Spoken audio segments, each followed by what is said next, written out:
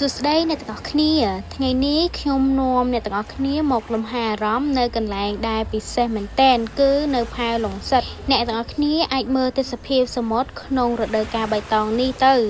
ស្រស់ស្អាតប្លែកម្យ៉ាងពណ៌ខៀវស្រងាត់ត្រជាក់ភ្នែកតែម្ដង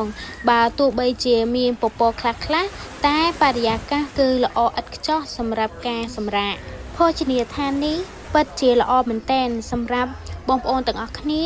ដែលកំពុងតែស្វែងរកទីតាំងដ៏ល្អស្ថិតនៅផែឡុងសិតអាចអង្គុយរងចាំទូកខ្ញុំកំពុងតែអង្គុយនៅភោជនីយដ្ឋានដែលស្ថិតនៅជាប់ផែឡុងសិតជាងគេ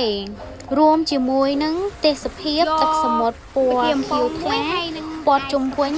អ្វីដែលកាន់តែពិសេសនោះគឺយើងអាចអង្គុយមើលទូកចេញចូលយ៉ាងមានសណ្ដាប់ធ្នាប់ពេលខ្លះក៏អាចឃើញទូកទំនិញ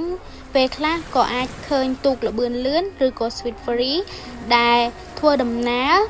រវាងកោះរ៉ុងនិងក្រុងព្រះសីហនុអារម្មណ៍មួយនេះគឺពិតជាស្រស់ស្រាយណាស់កាហ្វេរបស់យើងបានមកដល់ហើយថ្ងៃនេះខ្ញុំក៏មកជាប្រភេទ Ice Cappuccino មើលទៅទំនងណាស់អង្គុយញ៉ាំលេងរងចាំទូកមិនថាយើងមកដល់កន្លែងនេះដើម្បីឡើងទូកនៅកោះរ៉ុងបន្តឬគ្រាន់តែលំហែអារម្មណ៍រងចាំមិត្តភ័ក្តិក៏ដោយក៏ការចំណាយពេលវេលានៅភោជនីយដ្ឋានកោះរ៉ុង Central Peak នេះ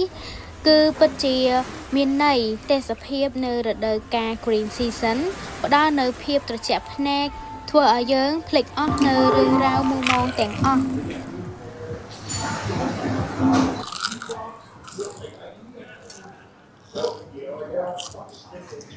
បើអ្នកទាំងអស់គ្នាបានមកញ៉ាំអីនៅកោះរ៉ុង Central Peak កុំភ្លេចទម្លាក់រូបភាពនៅក្នុង comment ឲ្យខ្ញុំបានមើលផងណាអរគុណច្រើន